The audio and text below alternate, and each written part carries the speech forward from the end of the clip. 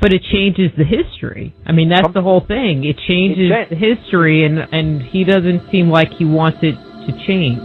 Zahi is very much against the notion that the pharaohs originated in Black Africa. You know, he's very, very anti-Black Africa. So, but you know, he can huff and puff. I mean, the evidence is coming out.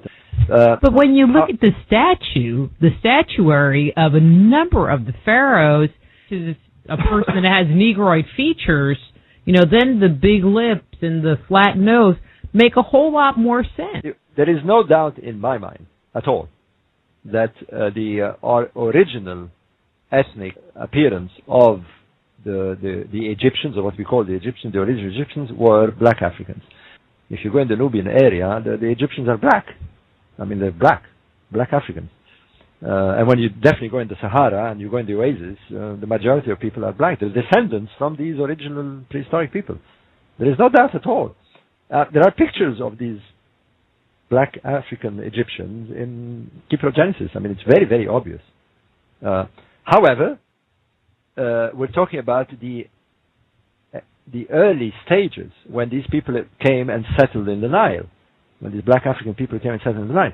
Now, what happened 1,000 years later? Yes, of course, there was a migration from the Levant, there was migration from the Mediterranean, and the race began to mix. And this is why you have a very varied people in Egypt. You can range from almost Caucasian, which comes from the mixture of Turkish and Syrian and European, to the dark black African. I mean, there are black Africans who are blacker than black Africans in Egypt. I mean, so to me there is no doubt.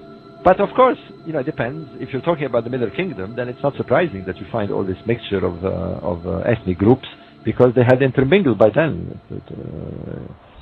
It's a bit like the United States, you know. I mean, there was originally the American Indian, but now you have a hodgepodge of races. What's happened over the last 300 years is this mixture, and that's only 300 years. So if you look at Egypt 3,000 years, it's not surprising at all that there is that variety. But the origin, like in America, was black Africans, no doubt. And it's so obvious. I mean, Egypt buttresses against Africa. The southern frontiers are in Africa. Egypt is an African country. You know, we have a tendency to call it the Middle East, but Egypt is in Africa. You know, it's North Africa, but it's in Africa. And the Nile is fed from Central Africa. We know that the pharaohs, even in later times, traveled deep into Central Africa.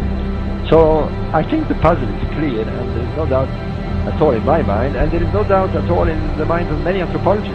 It's becoming very kosher now to discuss this almost as a matter of fact.